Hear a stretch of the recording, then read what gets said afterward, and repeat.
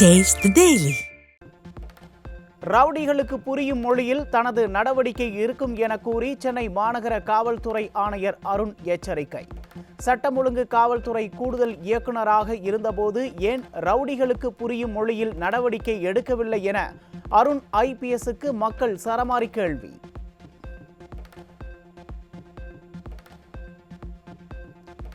முதல் நாளிலேயே முன்னுக்கு பின் முரணாக பேசிய காவல் ஆணையர் அருண், ரவுடிகளுக்கு புரியும் மொழியில் பேசுவோம் என கூறிவிட்டு ஊடகவியலாளர்களிடம் சட்டம் ஒழுங்கு கெட்டுவிட்டதாக எதை வைத்து சொல்கிறீர்கள் என முரணான கேள்வி. தமிழகத்தில் பால் கொள்முதலை தனியார் நிறுவனங்கள் அதிர்ச்சி. வடமாநிலங்கள் மற்றும் ஆந்திர மாநில பால் வருகையால் தமிழக விவசாயிகளிடம் பால் கொள்முதலை குறைத்து வரும் தனியார் நிறுவனங்கள்.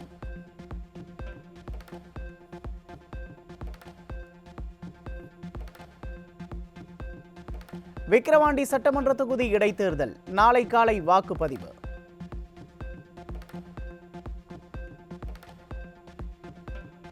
திமுக முன்னாள் அமைச்சர் செந்தில் பாலாஜியின் நீதிமன்ற காவல் வரும் 10ஆம் தேதி வரை நீட்டித்து சென்னை முதன்மை அமர்வு நீதிமன்றம் உத்தரவு. சட்டவிரோத பணப்பரிமாற்ற தடை சட்ட வழக்கில் கைது செய்யப்பட்ட செந்தில் பாலாஜியின் நீதிமன்ற காவல் 44வது முறையாக நீட்டிப்பு. மதுரை மாவட்டம் திருப்பரங்குன்றத்தில் அரசு பேருந்தின் சக்கரங்களை இணைக்கக்கூடிய ஜாயிண்ட் அறுந்து விழுந்ததால் பயணிகள் அவதி. ஓட்டை உடைசல் பேருந்துகளை இயக்கி விடியா திமுக அரசு மக்கள் உயிரோடு விளையாடுவதாக குற்றச்சாட்டு.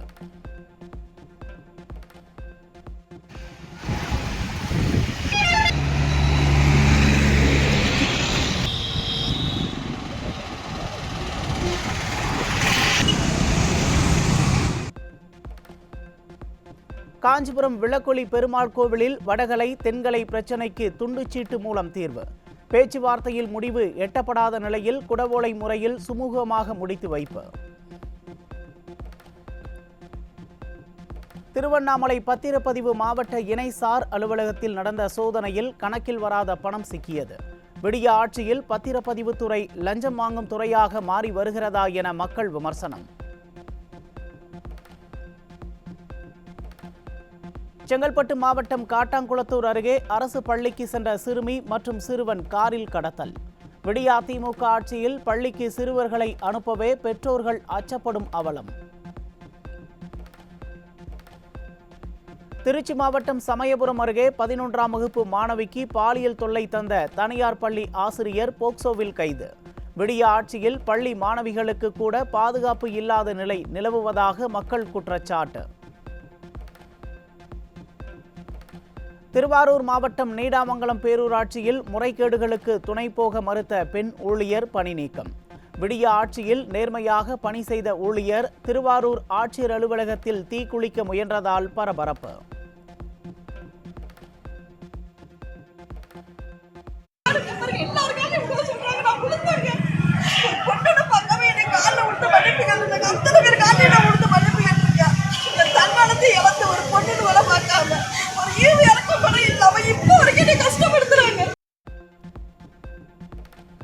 தூத்துக்குடியில் தமிழ்நாடு மின்சார வாரியத்தில் வேலை வாங்கி தருவதாக கூறி லட்சக்கணக்கில் பணம் மோசடி.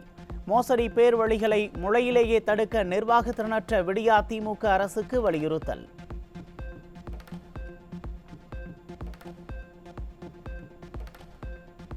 மதுரை அரசு ராஜாஜி மருத்துவமனையில் 2 கர்ப்பிணிகளை ஒரே ஸ்ட்ரெச்சரில் அமர வைத்து வார்டுக்கு அழைத்து சென்ற அவலம். 2 கர்ப்பிணிகளில் ஒருவர் தவறி கீழே விழுந்து ஏதேனும் அசம்பாவித சம்பவங்கள் நேரிட்டால் அதற்கு விடியா மாடலின் மருத்துவத்துறை அமைச்சர் பொறுப்பேற்பாரா என மக்கள் கேள்வி.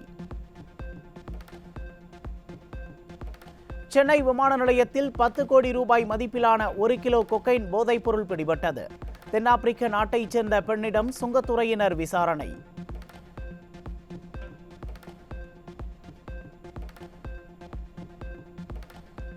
சென்னை விமான நிலையத்தில் அடுத்தடுத்து சிக்கும் போதைப் பொருட்களால் பொதுமக்கள் அதிர்ச்சி. தமிழ்நாடு என்ன போதைப் பொருட்களின் கேந்திரமா என்றும் மக்கள் கேள்வி.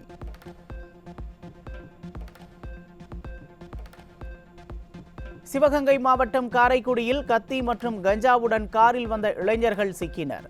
விடிய ஆட்சியில் புழக்கத்தில் உள்ள போதைப் பொருட்களால் இளைஞர்கள் சீரழிந்து வரும் அவலம். தஞ்சாவூர் அருகே வெளிநாட்டுக்கு கடத்தப்பட இருந்த 22 கோடி மதிப்பிலான 6 ஐம்பொன் சிலைகள் மீட்பு. தமிழகத்தில் நடைபெறும் சிலை கடத்தலை முழுமையாக தடுக்க சிலை கடத்தல் தடுப்பு பிரிவுக்கு வலியுறுத்தல். மயிலாடுதுறை ஒழுங்குமுறை விற்பனை கூடத்தில் குறைந்த விலைக்கு பருத்தியை ஏலம் கேட்கும் வியாபாரிகள். அதிகாரிகள் துணையுடன் விவசாயிகள் வஞ்சிக்கப்படுவதாக கூறி விவசாயிகள் சாலை மறியல்.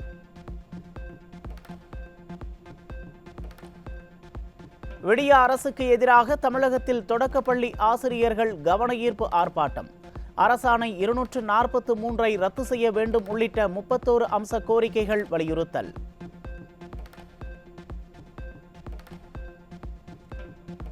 சென்னை தாம்பரம் அருகே மூதாட்டியின் கழுத்தில் கிடந்த 5 பவுண்ட் தங்கச்சங்கிலியை மர்ம நபர்கள் பறித்துச் செல்லும் சிசிடிவி காட்சி.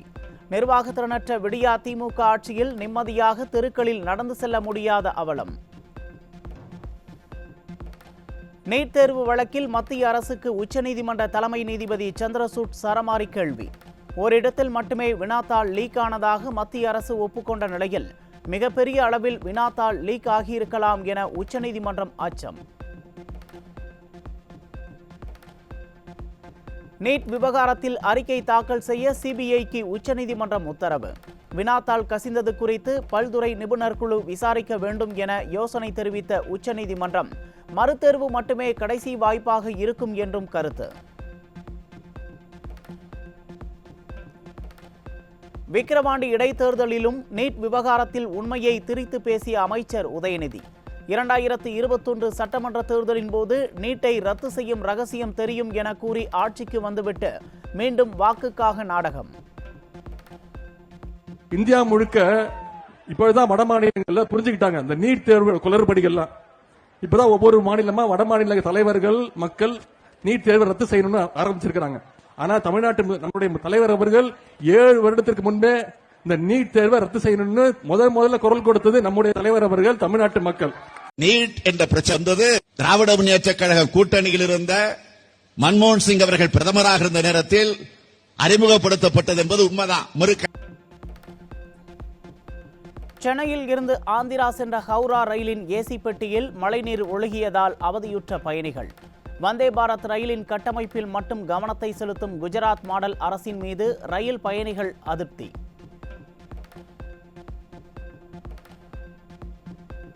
ஜம்மு காஷ்மீரின் கத்துவாவில் ராணுவ வாகனம் மீது தீவிரவாதிகள் நடத்திய தாக்குதலில் 5 ராணுவ வீரர்கள் வீரமரணம். தீவிரவாதிகளுடன் நடந்த மோதலில் 6 ராணுவ வீரர்கள் காயம்.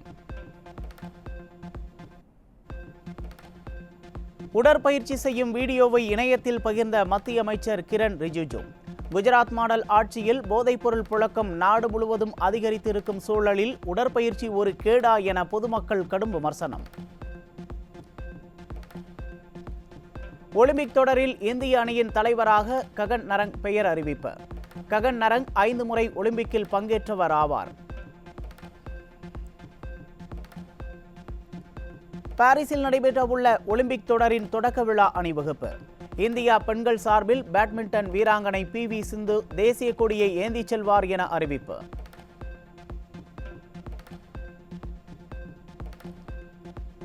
குளோபல் செஸ் லீக் பங்கேற்கும் அமெரிக்க கேம்பிட்ஸ் அணியின் இணை உரிமையாளரான ரவிச்சந்திரன் அஸ்வின். கேம்பிட்ஸ் அணி வீரர்களின் வெற்றி பயணத்தை கண்டுகளிக்க ஆர்வமாக இருப்பதாக அஸ்வின் கருத்து.